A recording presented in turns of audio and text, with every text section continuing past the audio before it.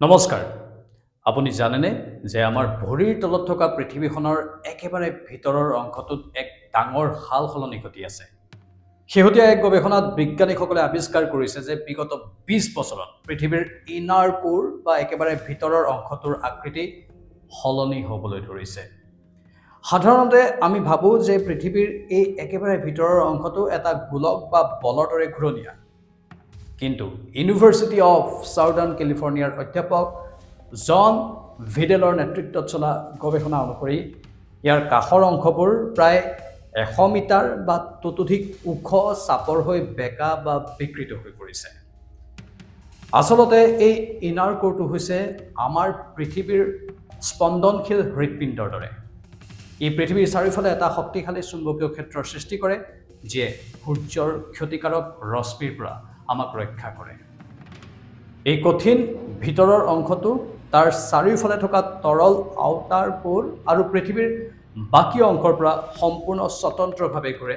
যদি এই গতি বন্ধ হৈ যায় তেন্তে আমাৰ পৃথিৱীখনো মংগল গ্ৰহৰ দৰে এখন জনশূন্য মৰুভূমিত পৰিণত হৈ যাব। বিখ্যাত বিজ্ঞান আলোচনী নেচাৰ জিঅ'চায়েন্সত প্ৰকাশিত এই গৱেষণাত বিজ্ঞানীসকলে 1991 চনৰ পৰা 2023 চনৰ ভিতৰত একেটা স্থানতে সঘনাই অহা ভূমিকম্পৰ ঢৌসমূহ বিশ্লেষণ কৰিছিল। ইয়াৰ পৰাই গম পোৱা গৈছে যে 2010 চনৰ আশে-পাশে এই ভিতৰৰ অংশটোৰ ঘূৰণৰ গতি অলপ লাহে হৈছিল আৰু তাৰপিছত পুনৰ দ্ৰুত হৈছিল। কিন্তু ইয়াৰ লগে লগে বিজ্ঞানীসকলে এই অংশটোৰ আকৃতি সলনি হোৱাৰো স্পষ্ট প্ৰমাণ লাভ কৰে। বিজ্ঞানীসকলৰ মতে কঠিন ভিতৰৰ অংশ আৰু অতিকৈ উত্তপ্ত তৰল ধাতুৰ বাহিৰৰ অংশৰ সীমাতেই এই সাল সলনি হৈছে। বহুত তৰল ধাতুৰ প্ৰবাহ আৰু অসমান মধ্যাকৰ্ষণ বলৰ টানৰ বাবে এই আকৃতি সলনি হ'ব পাৰে বুলি বিজ্ঞানীসকলে উল্লেখ কৰিছে। অষ্ট্ৰেলিয়ান নেশ্যনেল ইউনিভাৰ্চিটিৰ অধ্যাপক hrobজে টকালস্কৰ মতে এই আৱিষ্কাৰে বিজ্ঞানীসকলক পৃথিৱীৰ ভিতৰৰ অংশৰ বিষয়ে অধিক জানিবলৈ আৰু ইয়াৰ ঘনত্ব জুখিবলৈ নতুন পথ দেখুৱাব। আৰু শেহতীয়াকৈ কটন বিশ্ববিদ্যালয়ৰ জিঅ'লজিৰ অধ্যাপক ডক্টৰ অভিজিত বৰদলৈ ডাঙৰীয়ায়ো আমাৰ ষ্টুডিঅ'ত এই সন্দৰ্ভত বহু তথ্য দাঙি ধৰিছে। তেওঁৰ মতে কেৱল পৃথিৱীৰ গভীৰতাতেই নহয়, আমাৰ নিচেই ওচৰৰ হিমালয় অঞ্চলতো এক ডাঙৰ বিপদ ঘনীভূত হৈছে।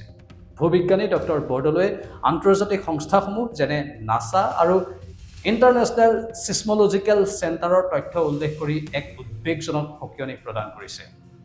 তেওঁ কৈছে ভূটান আৰু নেপালৰ মধ্যৱৰ্তী ফল্ট লাইনসমূহত প্ৰচুৰ পৰিমাণে শক্তি জমা হৈছে, মানে ষ্ট্ৰেছ।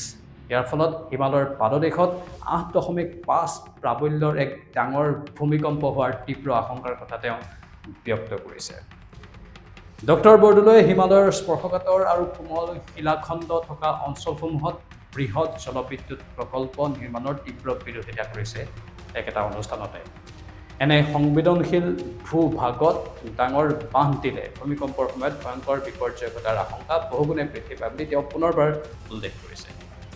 অৱশ্যে আমি মনত ৰখা উচিত যে ভূবিজ্ঞানীসকলে এই উদ্বেগজনক তথ্যসমূহ বিজ্ঞানসন্মত তথ্যৰ ভিত্তিত দাঙি ধৰিলেও ভূমিকম্পৰ সঠিক পূৰ্বাভাস দিয়াটো আজিও বিজ্ঞানৰ বাবে এক জটিল প্ৰত্যাহ্বান হিচাপে বিবেচিত হৈছে।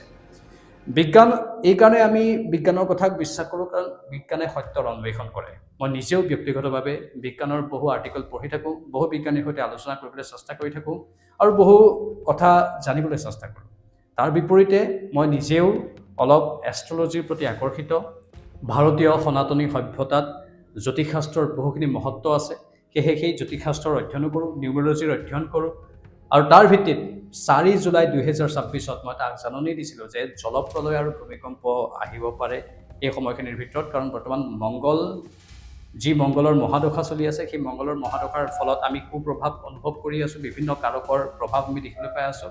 ইফালে ৰাহুৰ অন্তৰ্দশা চলি আছে, এই প্ৰভাৱ 2027 মাৰ্চ মানলৈকে থাকিব। আৰু জলপ্ৰলয়ৰ কথাটো কিছু পৰিমাণে সত্য প্ৰমাণিত হ'ল, যিটো আমি কেতিয়াও আশা নকৰোঁ তেনেধৰণৰ ভৱিষ্যতবাণীবোৰ সত্য প্ৰমাণিত হওক। এতিয়া ভূমিকম্পৰ পুনৰ কথা ওলাইছে, য'ত বিজ্ঞানীসকলেও কিছু পৰিমাণে নিজৰ বিভিন্ন অধ্যয়নৰ পৰা সেইখিনি কথা সদৰি কৰিছে। আৰু আমিও ভাবোঁ বা মই নিজেও ভাবোঁ যে এইবোৰ ভৱিষ্যতবাণী মিছা প্ৰমাণিত হ'ব নালাগে। কিন্তু যদি কিবা কাৰণত হয় তেনেহ'লে কি হ'ব? যিটো জ্যোতিষশাস্ত্ৰৰ কথা ক'লোঁ, মই জ্যোতিষশাস্ত্ৰত কিন্তু তেনেকুৱা ধৰণৰ ভৱিষ্যতবাণী দেখুৱাইছে। মই সেই ভিডিঅ'টোৰ লিংক ডেছক্ৰিপশ্যনত দি দিম, আপোনালোকে সেই পুৰণি 4 জুলাই 2026 ভিডিঅ'টো চাব পাৰে। জলপ্ৰলয় অসমৰ জলপ্ৰলয়ৰ আগে আগে সেই ভিডিঅ'টো মই দিছিলোঁ কিন্তু এই ভৱিষ্যতবাণীবোৰ নফলিয়াওক সেইটো আমি কামনা কৰিছোঁ কিবা কাৰণত যদি কিন্তু এইবোৰ যদি হয় যিহেতু বিজ্ঞানেও কিছু পৰিমাণে এই বিষয়বস্তুবোৰক চুৰি কৰিছে তেনেহ'লে কি হ'ব তাৰ বাবে আমাৰ দুৰ্যোগ প্ৰশমন বিভাগ 24/7 সাজু থকাটো প্ৰয়োজন মই আগৰ ভিডিঅ'টো সেই কথাটো কৈছিলোঁ আজিও পুনৰ কওঁ যে আমাৰ দ্ৰুততাৰে ক্ষিপ্ৰতাৰে তাৰ পাছৰ পৰিৱেশৰ সৈতে যুঁজিবলৈ আমাৰ এই বিভাগসমূহ শক্তিশালী হৈ থকাটো দৰকাৰ সক্ষম হৈ থকাটো দৰকাৰ আৰু বৰ্তমানৰ স্থিতিত আমি আমাৰ চৌপাশৰ বিল্ডিং বা অট্টালিকা নিৰ্মাণ কৰাৰ সময়ত যিবোৰ নীতি নিয়ম আখৰে আখৰে পালন কৰিব লাগে সেইবোৰ পালন কৰাটো প্ৰয়োজন এইটো হ'ল গুৰুত্বপূৰ্ণ কথা অন্যতম বিষয় আপোনালোকৰ বাবে আৰু সেই বিষয়টো আপোনালোকৰ সন্মুখত উপস্থাপন কৰিলোঁ এতিয়া শেহতীয়াকৈ বিজ্ঞানৰ নতুন নতুন অধ্যয়নতো বহুত তথ্য ওলাই আছে সেয়েহে মই ভাবিলোঁ যে আপোনালোকৰ বাবে এই ভিডিঅ'টো আগবঢ়াটো প্ৰয়োজন এই ক্ষেত্ৰত আপোনালোকৰ মতামত কি কমেণ্ট বক্সত কমেণ্ট কৰি জনাব নমস্কাৰ